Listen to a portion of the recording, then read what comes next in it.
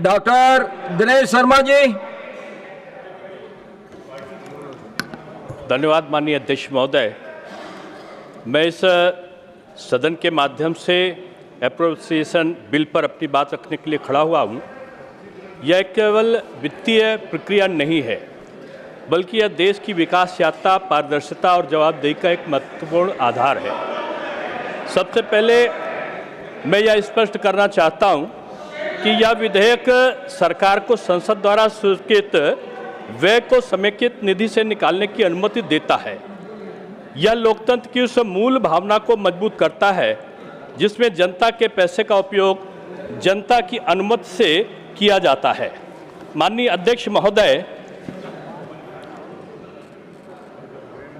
यह सरकार वित्तीय अनुशासन को सर्वोच्च प्राथमिकता देती है।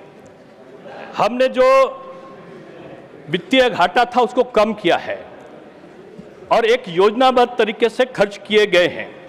डीबीटी के माध्यम से करोड़ों रुपए की बचत हुई है। विपक्ष अक्सर कहता है कि सरकार खर्च बढ़ा रही है, लेकिन ये नहीं बताते कि यह खर्च इंफ्रास्ट्रक्चर पर है, गरीब कल्याण पर है और राष्ट्र निर्माण पर हो रहा है। और यह बजट सबसे बड़ा लाभ गरीब और वंचित वर्ग को मिले, इसके लिए तमाम प्रयत्न कर रहा है। मुफ्त राशन योजना, प्रधानमंत्री आवास से लाखों लोगों को घर मिला है, आयुष्मान भारत के कारण स्वास्थ्य सुरक्षा दी गई है।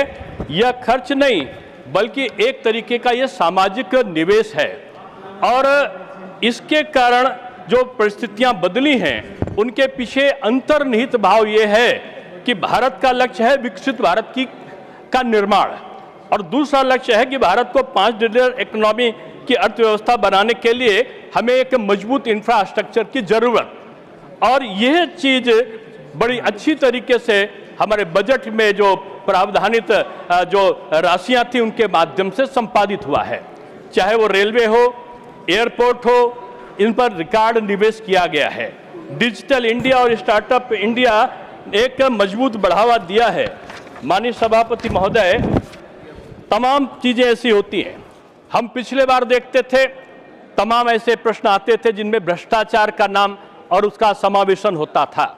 कभी तरह तरह के घोटालों की हम आवाजें सुनते थे, लेकिन आज क्या सुनते हैं? आज हम वित्तीय अनुशासन के अंतर्गत काम कर रहे हैं, गरीबों की योजनाओं का लाभ उनको पहुंचा रहे हैं, एक पारदर्शिता को हम सुनिश्चित कर रहे हैं और सरकार ईमानदारी के साथ काम करने के कारण अब वो तमाम प्रकार की उपलब्धियों को आज प्राप्त कर रही है। चाहे कर आच्छादन का विषय हो, चाहे राज्य को टैक्स का बड़ा हिस्सा दिए जाने का विषय रहा हो, चाहे विशेष प्रकार की सहायता योजनाओं को चलाने में सफलता का एक मापदंड तय हुआ हो, प्रत्येक स्थिति में हमने सफलता हमारी सरकार ने प्राप्त की है। आज सबसे बड़ी चीज ये है कि हमने युवाओं के लिए और किसानों को एमएसपी में वृद्धि लगातार चलती रही और पीएम किसान के माध्यम से उनको सीधी सहायता मिली। युवाओं के लिए स्किल डेवलपमेंट और रोजगार सृजन आज एक आवश्यकता बन गया है। आज युवा रोजगार के लिए नहीं, आज नौकरी के लिए नहीं, आज स्टार्टअप के माध्यम से रोजगार देने की स्थिति में पहुंच रहा है। यह एप्रोप्रिएशन बिल केवल वर्तमान की जरूरत नहीं है, यह भविष्य की नींव है और टेक्नोलॉजी के आधार पर हर क्षेत्र में एक आर्थिक विकास है। माननीय दिनेश जी, माननीय सदस्यगण कृपया प्लीज, बहस चल रही है, आप शांति बनाए रखें प्लीज। माननीय दिनेश जी, यह हर क्षेत्र में आत्मनिर्भरता के क्षेत्र में एक अच्छा काम है। ये केवल बजट नहीं है, ये भारत की एक उज्जवल भविष्य का ये रोड मैप है। मान्यवर, इसलिए मैं इस चीज को बार बार इंगित करता हूं कि हम जब तुलना करते हैं तो हम ये पाते हैं कि ये भारत के सपनों का दस्तावेज है।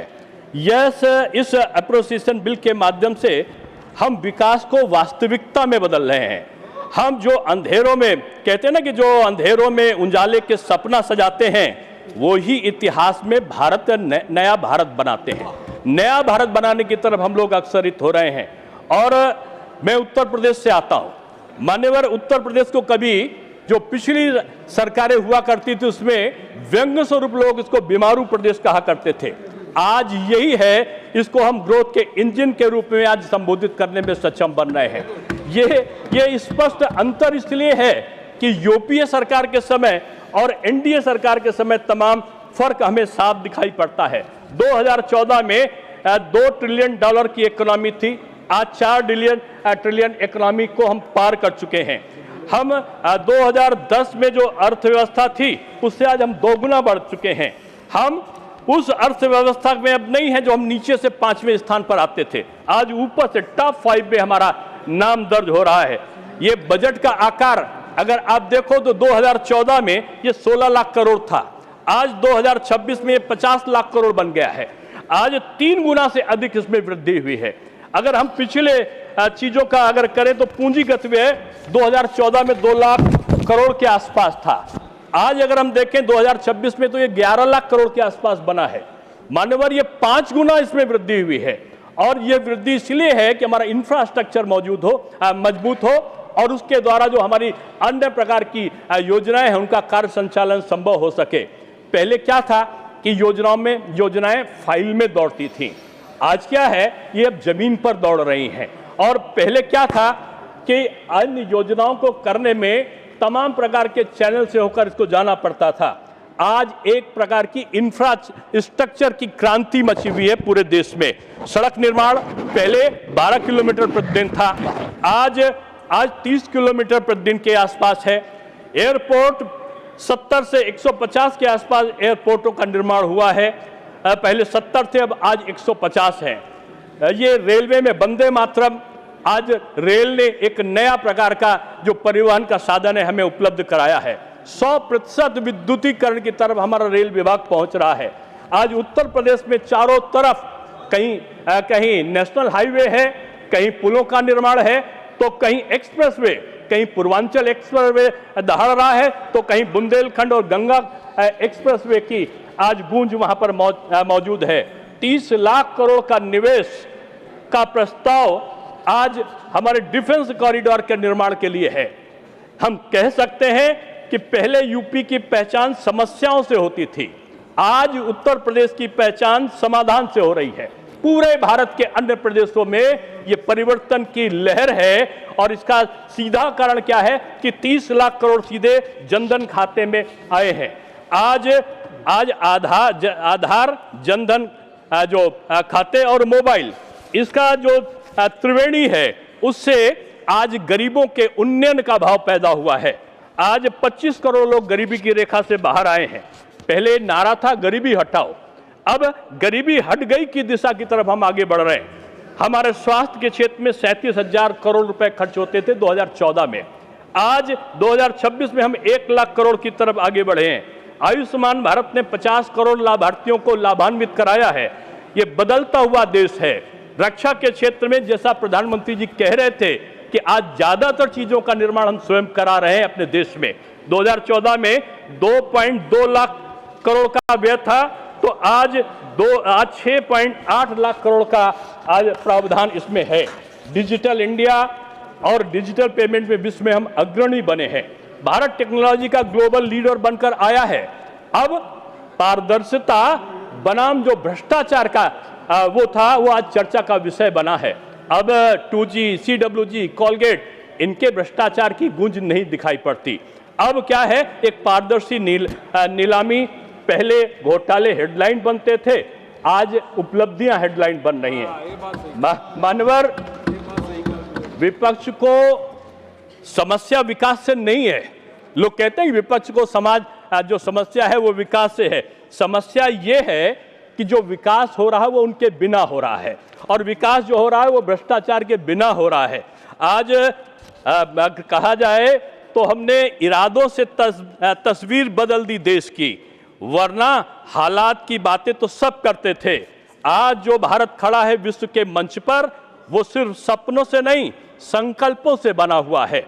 अध्यक्ष महोदय, यह बजट सिर्फ आंकड़ों का खेल नहीं है, यह 140 करोड़ देशवासियों के विकास का प्रतिबिंब है, जो अब कह सकते हैं कि सफर लंबा था। 2014 के उन विसंगतियों के बाद जो उड़ान थी एक नई उमंगों के साथ, तो उसमें कह सकते थे कि ये सफर लंबा था लेकिन हौसले भी कम नहीं थे। जो ठान लिया वो करके दिखाया, ये कोई भ्रम नहीं था। और शायद इसी कारण आज कुछ लोग जो सवालों में उलझ कर रह गए हैं, हम जवाब बनकर देश बदलते चले गए। वो प्रश्न करते रहे और इधर सरकार काम करती रही। और इस एप्रोप्रिएशन बिल के समर्थन में हम जहां कहें उससे पहले कुछ चीज़ों को मैं कहना चाहता हूं कि आज बदले हुए समय में ये बजट केवल एक बजट नहीं है, ये नए भारत के सपनों का लेखा जोखा है। ये विकास की वास्तविकता को बदलने वाला है। और मैं इस बारे में कह सकता हूं कि इरादे मजबूत हो तो रास्ते भी बन जाते हैं, वरना बहाना बनाने वाले तो संसद में भी मिल जाते हैं। संसद में मिल जाते हैं कि काम नहीं हुआ, काम की आलोचना। मान्यवर, मैं विद्यालय में विद्यार्थी था, ये सौभाग्य था कि मैंने टॉप किया। मेरे साथ में एक मेरा मित्र था, जैसे मान लें यहाँ सत्ता पक्ष है वहाँ विपक्ष है, वो हर बार कोई ना कोई कमी निकालता था, खुद तो उछलता कूदता रहता था। जब फर्स्ट आते थे तो बोलता था क्या नकल कर लिया है। आज सरकार काम करती है और विपक्ष आरोप लगाकर उनकी मेहनत को नहीं देखती, उनके सर्वांगीण विकास को नहीं देखती। मैं यही कहना चाहता हूं कि आज समय बदला है, समय के साथ हमारी मान्यताएं बदली हैं और मान्यताओं के आधार पर हमारा सर्वांगीण विकास की ये अभिकल्पना बदली है। आज अगर सब जगह देखें तो पूरे भारतवर्ष में भी एक शांति का वातावरण है। पहले हमारे प्रदेश में जो पहचान होती थी समस्याओं से, मैंने कहा आज समाधान हो रहा है। ये केवल एक बजट नहीं है, ये नए भारत का एक ऐसा दस्तावेज है जो अंधेरों में भी उजालों का सपना सजाते हैं, वही इतिहास में नया भारत बनाते हैं।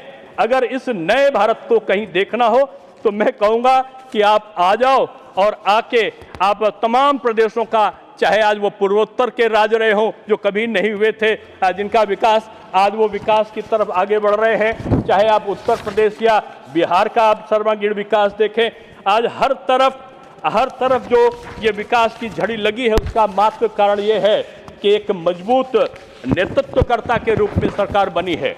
लोग बोलते थे कि भारत तो विश्व गुरु की तरफ अग्रसरित हो रहा है। लोग व्यंग करते थे कि विश्व गुरु कहाँ है, ये तो दूसरों की बात मानने लगा। लेकिन आज कूटनीति ने तय कर दिया कि भारत न किसी से डरता है, न किसी से को डराता है, न किसी को धमकाता है और न किसी की धमकी में आता है। वो अपने देश के बारे में सोचता है। और शायद इसीलिए आज भारत की जो तस्वीर बनी है कि विश्व में तमाम देश हैं जो युद्धरत हैं। यूक्रेन भी भारत का स्वागत करता है तो रूस के राष्ट्रपति भी भारत में आते हैं। आज अमेरिका भी भारत से बात कर रहा है तो ईरान को भी भारत पर विश्वास है। इजराइल भी भारत का स्वागत करने के लिए तत्पर होता है। तो आज जितने अरब देश हैं वो भी भारत की तरफ आस लगाए खड़े हैं। मैं कहना चाहता हूं ये संभव क्यों हुआ है, हमने प्रावधानित किया है विकसित भारत के राष्ट्र की कल्पना को, और उस कल्पना को पूरा करने के लिए एक सतत प्रयत्न जो होने चाहिए थे, उन सतत प्रयत्नों के माध्यम से आज एक बड़ी नींव पड़ी है।